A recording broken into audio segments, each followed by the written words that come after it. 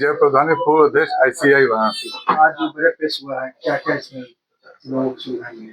देखिए, बजट में जो पेश हुआ है उसमें अगर पहले इनकम टैक्स की बात करते हैं तो इनकम टैक्स कानून 1961 का बना हुआ था, तो उसमें इतने चेंजेस आए, सरकार ने उसको कानून को ठंडे बॉक्स में डाल दिया। वो कानून खत्म हो गया है, नया कानून बना दिया है इनकम टैक्स एक्ट 2025।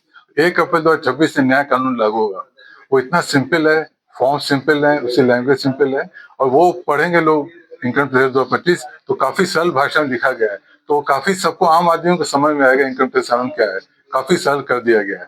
और दूसरा है कि जो टैक्स स्लैब है वो उसमें यथावत रखा है, यानी कि आज की डेट में भी 12 लाख तक की आमदनी हो रही है तो आपको कोई टैक्स नहीं देना होगा। और अगर आप सैलरी वाले हैं तो 75,000 और जोड़ दिए, यानी कि 12,75,000 तक आमदनी हो रही है किसी को तो उसको कोई टैक्स देना ही नहीं इनकम टैक्स है।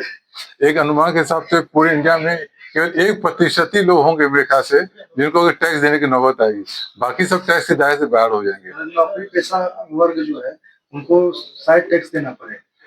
नौकरी पेशा लोगों को अगर उनकी आमदनी 12,75,000 साल के अंदर है तो 1 रुपया टैक्स नहीं देना है, लेकिन उनकी आमदनी 12,75,000 सालाना से ज्यादा है तभी इनकम टैक्स देना होगा, उसके अलावा नहीं। ये है इनकम टैक्स की जो पहले की विधि थी, अब जो प्रावधान आया इसमें क्या अंतर आया है? इस बार उन्होंने अगर रेट को चेंज नहीं किया, रेट वही है जो पहले था। इस बार इन्होंने चीजों को सिंपल कर दिया है, यानी कि जैसे आप विदेश से जाते रहे तो आपको 5% टैक्स टीडीएस देना पड़ता रहा, टूर वगैरह पे 2% देना होगा।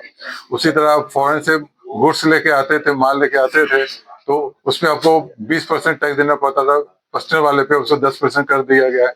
तो टैक्स वाले की रिटर्न फाइलिंग की डेट जो थी 31 जुलाई थी, उसमें उसको 31 अगस्त कर दिया कुछ लोगों के लिए। और रिटर्न फाइलिंग में कोई